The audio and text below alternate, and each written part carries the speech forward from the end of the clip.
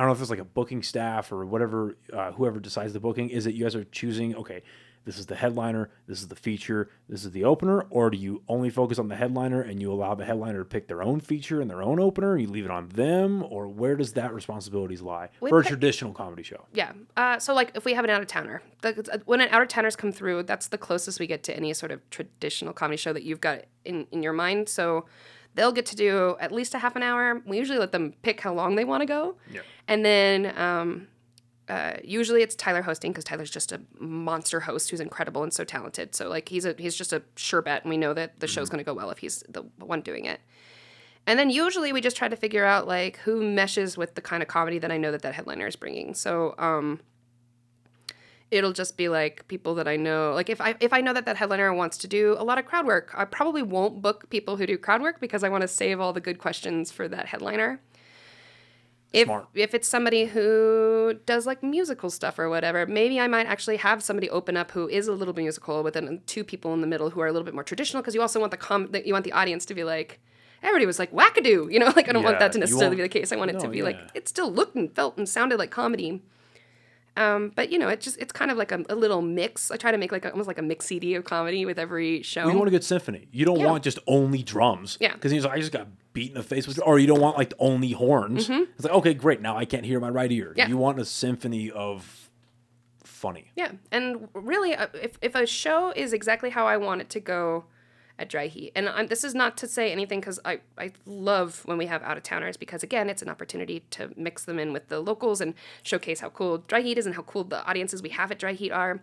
My favorite kind of show is a Presents, which is just a showcase show, and it has like 8 local comics, and they all do 8 minutes. Like, there is no headliner. There's somebody who goes last, and we'll give them like some extra intro.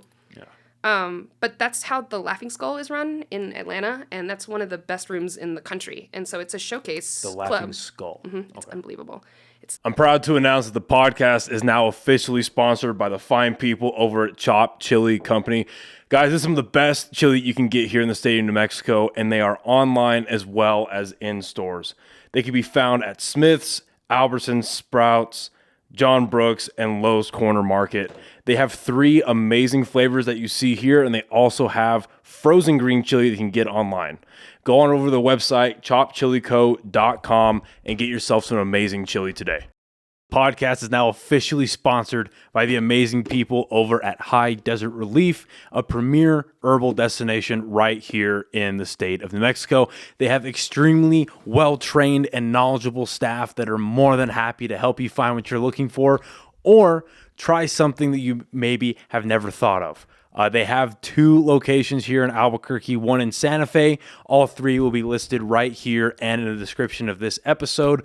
All 3 offering legendary products at absolutely legendary prices, including this awesome merch that they were so kind enough to gift me here. All of this can be found at all 3 of their locations. Again, big thank you to the guys over at HDR for supporting. Now back to the episode. Great room. And so if we ran the way that the Laughing Skull ran, I would be over the moon. I'd be thrilled for us to just be a showcase club where even people who came in from out of town dropped in and did 8 minutes. So you really got to see like the best of everybody. I was going to say, so it's an even playing field, and it's like, okay, it doesn't matter what you look like, whatever your background is, who's the funniest. Funny, because funny should be king either way. But especially in environments like that, yeah, I like that. And so usually, and we try, I mean, that's the thing about it too, is like when you open a room, then you have thousands of comedians and 52 weeks with which to book them. And so like our email inbox is in a constant state of just exploded because it's just people, and a lot of them are like punching above their weight class, which drives me crazy. These people who think they can come to Albuquerque and I can headline, and you're like, you can't headline. You can't headline. You just think because I don't know you that I'm going to let you come through and headline. What are the determining factors when you decide who should be? Because again, like, and I don't want to frame this question as a gatekeeping thing, but at the same time, I got to be completely honest. Gatekeeping is not always bad. Well, and because I think it has a negative connotation, but at the end of the day, you should be building and nurturing a environment where comics can grow. Yes. but you should also protect the image of your business. And you shouldn't just give anybody a fucking headlining set because, like, this is the proverbial you, right? Just generally speaking, because, like, they're your friend, or because they have 100,000 followers on whatever, or because they did this, or because, no, it's like, but are you funny?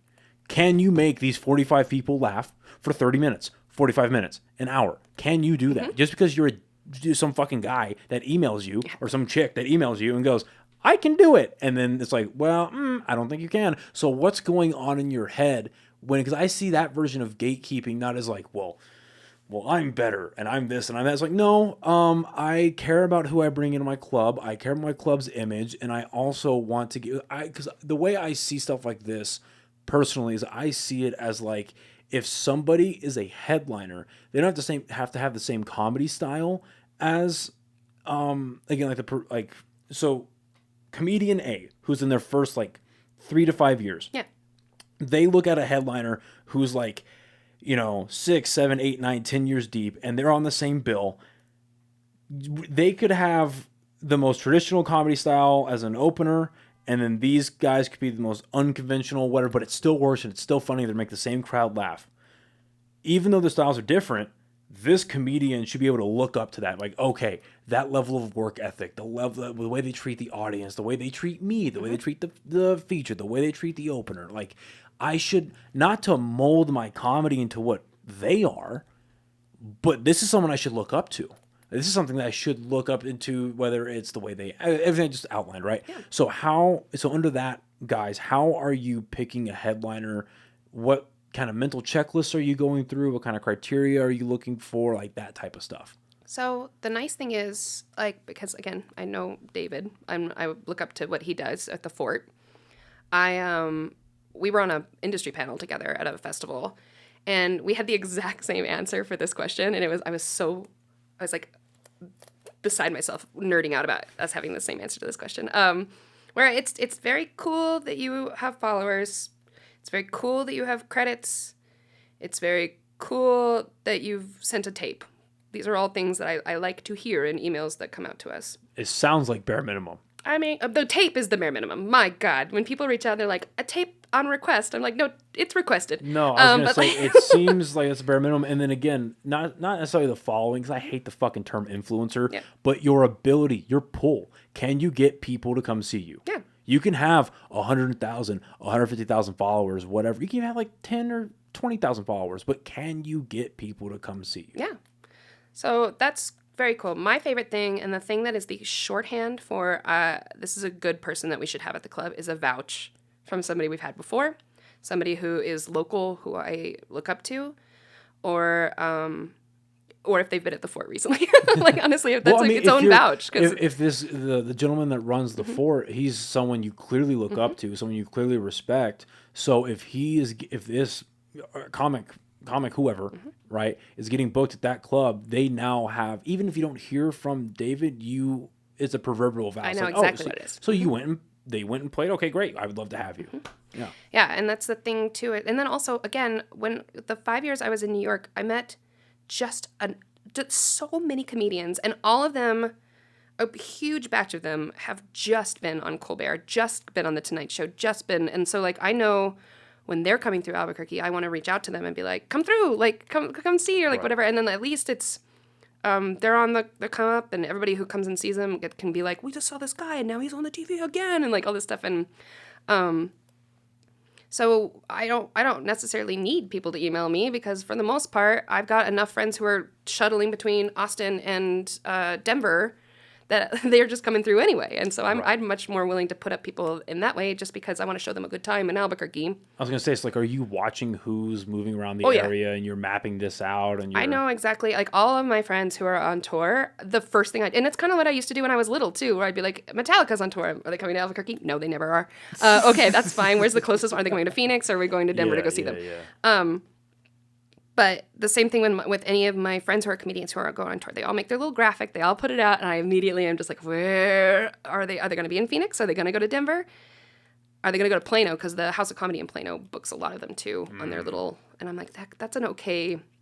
You could kind of convince them to come through if you caught them on the right day. Yeah.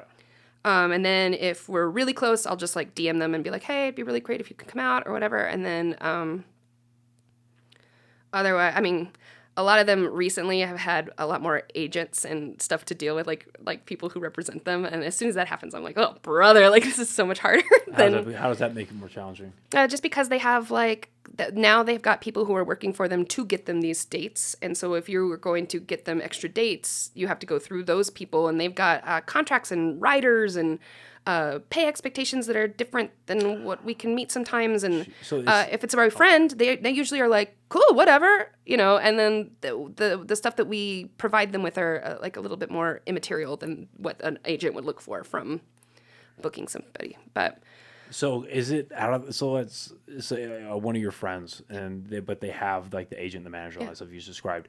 Is it out of, so let's say they are playing in Plano on January 1st, and then on January 4th, they'll be in Phoenix and they have to cross through anyway. Is it out of the realm of possibility for them to drop in on their own volition, or do they have to run it by their people? they can their drop. team? No, there's times because I like Liz Glazer's coming at the end of the month, and she is on tour. Liz Glazer. Okay. Yeah, she's really fantastic, and she's got an agent and stuff too. But she just kind of adds those dates when she wants to. Okay, that's good. But like Ariel Elias, we had to go through her agent and like get her booked that way. And her writer had this stuff where it was like the green room has to have sandwiches and like all this stuff. And I'm like, we don't have sandwiches. Like I gotta go buy some sandwich. And so I called her and I was like, hey Ariel, I just want you to know like our green room has snacks and water and everything that you need.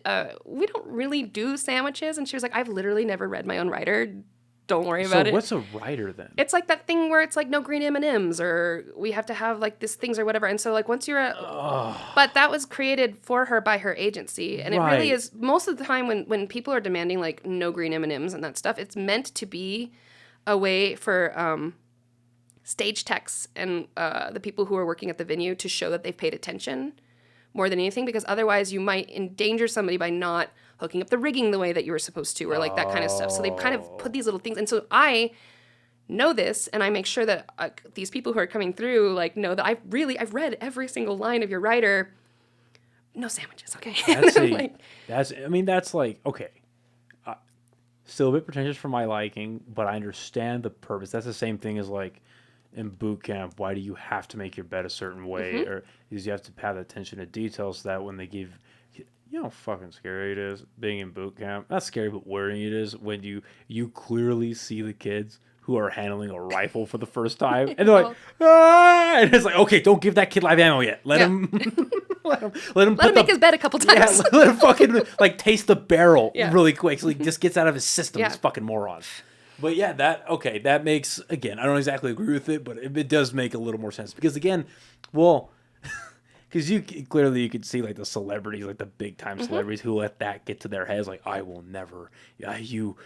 That's what I think is funny to me. The celebrities that are like, you can't look at me. Yeah, don't like look at those me. ones. Like, it's like, okay, all right, Scientology, calm down a little bit. Come on now.